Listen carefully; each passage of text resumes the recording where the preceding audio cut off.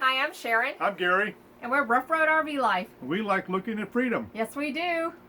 And freedom brought us to a side trip as we were parked at Collier Memorial State Park. We decided to go visit Crater Lake.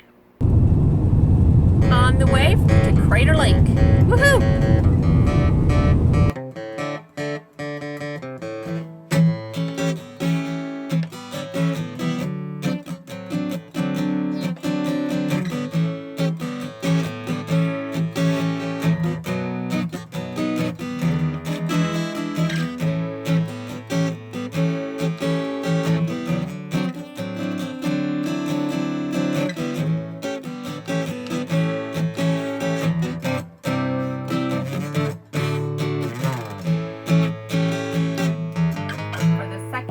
Second time, actually. The first time we actually didn't drive there in an RV, we flew out. But this time we went back in our RV and went to visit it. Right, and a bonus for this trip was we were meeting family there, so we had a family outing. Crater Lake's in Oregon, if you don't know where it's at, and it sits way up high in the mountain. It's a 2,000 foot lake. It's crystal clear water. It's one of the purest lakes in the world. You can see up to 700 feet down on a good day. It was actually formed a volcanic eruption 7,700 years ago, and the peak collapsed in on itself, forming the bowl of the lake, which is called a caldera, and that's what actually formed the lake. And then the rain and snow fills the lake. There are no rivers or streams that run in and out of this lake, so it's a very pure lake. Right, it's one of the most pristine or pure bodies of water in the entire world. And it is the deepest lake in the United States. Yes, I said, right at 2,000 feet deep. It's pretty deep. It is completely breathtaking.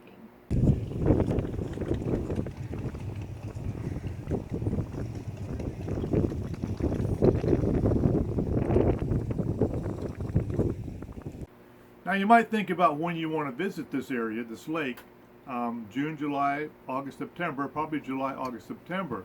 We were there the first time in June of 2016, and it was just one massive snowdrift, and the fog was thick. You couldn't even see the lake for the fog, and the snowdrifts were as high as the visitor center. Yeah, at the Rim Village Visitor Center, the snowdrifts were that high. Yeah, and they were actually closing roads.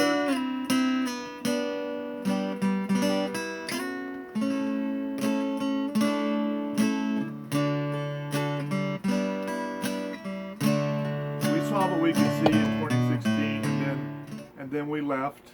And if you notice the camera wiggling, that's our dog is bumping. Right. Way to go, Tara. Now she's moving. Go lay down. So she's going to go find a place, and we'll continue on. But then we went back in 2019 in July, a month later than we were there in 2016, and it was bright sunshine, short sleeve shirts. Walk around, no fog, no snow. Well, there was still a little snow on the ground, but It was most like ice snow, and totally different a month makes. What a difference. We were so excited to see the water back in 2016, and it was completely shrouded in, and every now and then the clouds would open up, and there would be, like, everybody would get so excited you could see just a little bit of the water. This was amazing this year. So June, I think they call it one of their transition months up there, where you never know what the weather's going to be. So you might want to wait till July, August, or September to go up there and see that. Right. Check their website. They keep it updated on what roads are closed. Like when we were even there in July, we couldn't. The east rim was closed, so we could only drive on the west rim. One of the campgrounds right now is closed. There's Monzama Campground. I think I'm saying that right. Not due to snow, but due to overhead dangers. So, but they keep that updated. They make a newsletter that is summer and fall, which starts with July and goes, I forget, to the month. And then they have a winter spring newsletter. But those newsletters do not cover May and June. In May and June you can read about online, but what you will read about is they have an average of 20 inches of snow, and drifts can get as high as 6 feet. And those are definitely transition. There may be more closures. You won't have access to all of the park. For example, the boat tours were not going on when we were there in June. In July, yes, they were. But if you're going to take your motor home up there, whether it's an A, B, C, whatever, the roads are not bad going up there. They're a little curvy, but they're not bad. And It's slow. And at the main visitor center, there is a designated RV parking area that you can park RVs at.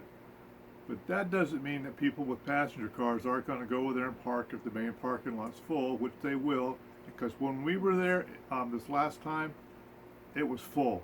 There were people circling the parking lots trying to find places to park. It was completely packed, which even though they have the RV parking, that would have flipped me out about having to drive an RV in those tight quarters and maybe not get a parking spot. Right. It was stressful enough in a car. That's one of the differences going June to July, because we didn't have those parking issues in June, but we didn't have the views either. Right. So if it's a trade-off there. If you want Yeah. the nice weather and all that, and you do it in your RV, just be cognizant of the fact that parking may cause an issue at the visitor center. The first visitor center you come to is the one that has a 25-minute movie, which is worth stopping and seeing. Right. It's the Steel Visitor Center, Yeah. and it will actually show you how the lake was created, Right. the history of the area. So that's worth So. stopping and watching the movie, and then go on up and look at the lake. Okay, so if you have a day there, definitely worth the visit to drive the rim drive. It's 33 miles long if both sides are open, but it also has numerous overlooks you can get out Right. and look at the different views of the lake, and also some little hikes that you can go on to get a different viewpoint. We're on Rim Drive, stopping at the little pull-offs along the way. We just had a nice little walk up to the top of a little ledge to look down. It's really cool. So it's pretty busy today, but it is Sunday, 4th of July weekend. But we've been able to see what we wanted to see and take pictures of what we want to take pictures. Just a little bit more traffic and parking's a little bit more challenging, but there's places to park. It's a windy road. You can see there's an RV ahead of us. Yeah, we wouldn't want to take Ruff Road up here. Nope. But there was a lot of motorhomes in the visitor center, the Rim Visitor Center. They had Yes. a motorhome parking area, and it was full. Yes. So they are up here. Yep. All right. Class A's. Class A's, indeed. Okay, we're still going up. We just went around a little curve with a drop off. That was pretty amazing. Would definitely not want to do that in an RV. And now we're just winding our way. Now, The PCT, the Pacific Crest Trail, I'm a hiker, so love hiking, but it actually goes through the area. I think 33 miles of the PCT goes through Crater Lake National Park. So that is really cool. That's just one trail. There are numerous trails there. and there's some short little walks you can go up to get a different view of. Like I walked up one. Right? I'm not a hiker. I'm a walker. There's a difference, and I try to explain There's that to not a her. difference, I no. keep telling her I don't hike. They're I the walk. same. Hiking is walking. No. You're putting one foot in front of the other and you're going forward. Gary hiking a trail. Woohoo! It's worth it. It's worth it. Yes, it is. He took a lot of pictures. Don't read his lips. No. But there's also trolley and boat tours. So you can take a trolley instead of fighting the crowds and trying to find a place to park. You could take a trolley tour. Yeah. And all those prices are listed on their website. And they have boat tours that go out to the island, Wizard Island, which is in the middle of the lake. You can take a boat out there. Right. And you can also there's swimming areas, but keep in mind that water's fed by snow, so it's going to be cold. It's right. I think I can't. Don't quote me on this. I think there's 2 areas you can swim. There are no beaches, but the water is cold. So most people who do swim don't stay in the water very long. No, I think they just jump in to say they've been in the water. Right. And there's also fishing there, It's a mile down a trail to get to one of the designated fishing areas, and I think you can fish at Wizard Island too. Yes, you Yes, could fish at Wizard but Island. you have to keep in mind for the fishing people there that it's artificials only, and that they also exclude the use of any scented baits like your gulp or your power baits, or fish eggs or artificial fish eggs. Right. You right. have to use an unscented artificial bait. Yes. No cut bait, no live bait, No egg roes. no egg roes, nothing like that. Right. Right. And they stock it with. They were stocking it with rainbow trout and another species of trout. They haven't done that in a while. Salmon, it was. Yeah, some type of salmon. But I mean, that was like way back. They Right. stopped doing that in the 1940s. So the fish that are there now today have sustained that population. Yeah. So I don't know. It's 2,000 feet down. I don't know how much line you need for that. But bring a Backpack a line. Bring a big reel with you, I guess. Right. You can, and it's at the Cleat Cove Trail. You can hike down. That's also where you could fish on one of the, besides Wizard Island, that you could fish. The Cleat Cove Trail goes 700 feet down, considered strenuous, but you can hike down there and touch the water. Yeah. If you're not on the boat tour. Picnic. They have lots of picnic areas. They also have camping there. There's 2 campgrounds, and there are 2 motels, the Crater Lake Lodge, and they also have the cabins at Mazama Village.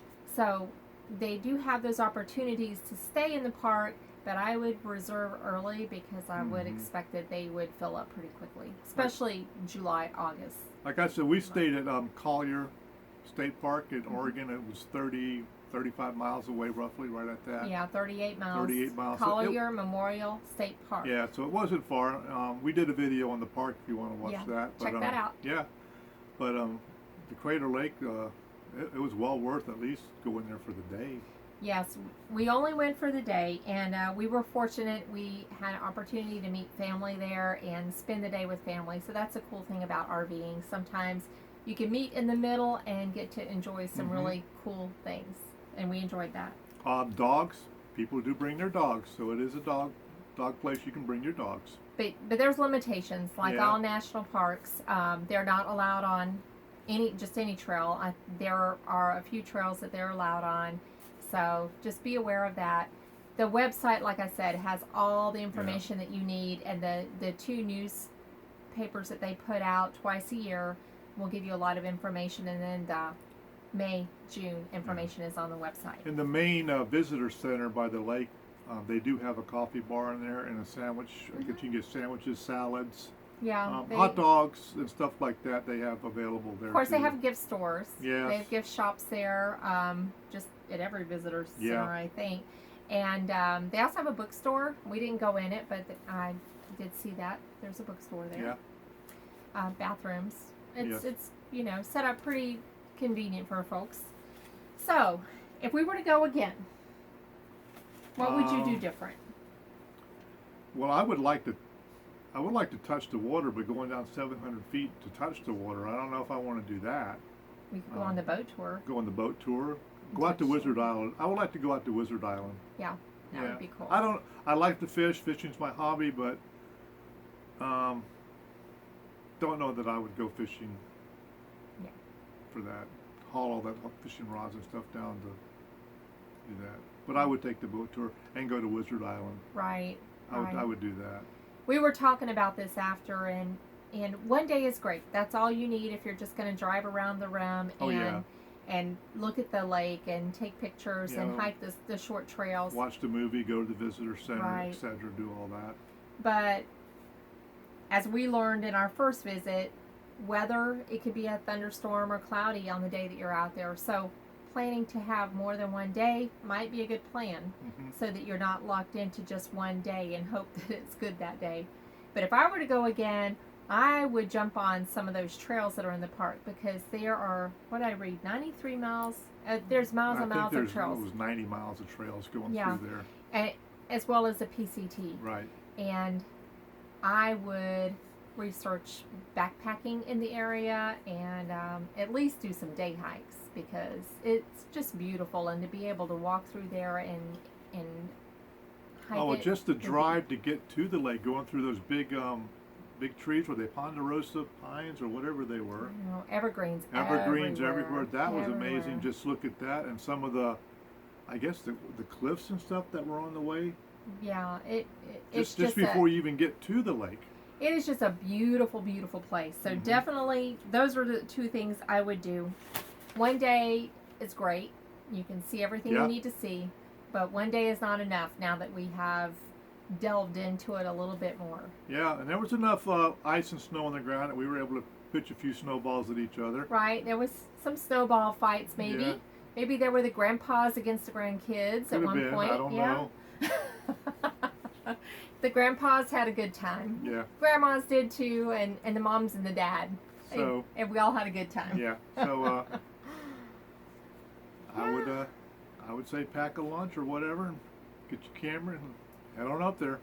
Okay, just so you know, it is $25 a car to get in. Yep. And if you have the America the Beautiful pass, then you can get in for, it was free, right? It's free. Free, completely. Yeah. Anyway, we loved our visit to Yeah. Crater Lake. It was amazing. The views, you just can't, it's out of this world. Even pictures can't capture it. So we enjoyed it. Which is why we like doing this RV life, because there's so many beautiful things in this country that you just can't imagine until you start roaming around it and you start hearing of things. And you say, well, let's go see this. And it's just one amazing sight after the other. Right. It is. So we're like kids. When they say America the Beautiful, they got that right. Right. Right. So we definitely love looking at freedom. Yeah. Every day. Every day. So like and subscribe. Follow our journey. That's right. We are putting out these videos regularly. Places that we go, campgrounds that we stay at. If you look on our channel, you'll see a playlist of our ventures out west from Florida to Oregon. Yep. And then, of course, we're going to have ventures from Oregon back to Florida. Coming back. Different route. Right. Yeah, And then different places. Beyond that, wherever we decide to go. I think Nova Scotia's in the future Yeah, for I think us. an East Coast trip up to Nova Scotia is looking like it may happen. So Our next campground in this series will be Beverly Beach State Park. It's an Oregon State Park, so watch up in for the that. north section. But it's a big. nice one because you can just walk right to the beach. Mm-hmm. All right, well, that's Crater Lake. It's worth a trip if you're in the Oregon area. It's Southern Oregon. Mm-hmm. Check it out, or Northern California. 'Cause Yeah. It's not that far from Northern And California. if you're spending a few days at Crater Lake like we did, you can go to Crater Lake and just drop down to Northern California and tour the Redwood Forest. Mm-hmm. Yeah. That's a great little trip too. It's like going through Jurassic Park. Right. So do that. Yeah, it's a really beautiful area. Yes. We recommend it. We were Great. loving it. All right, well, we're going to go. Yep. This is Gary. I'm Sharon. Rough Road RV Life. We like looking at freedom. We'll see you on the road. Be safe.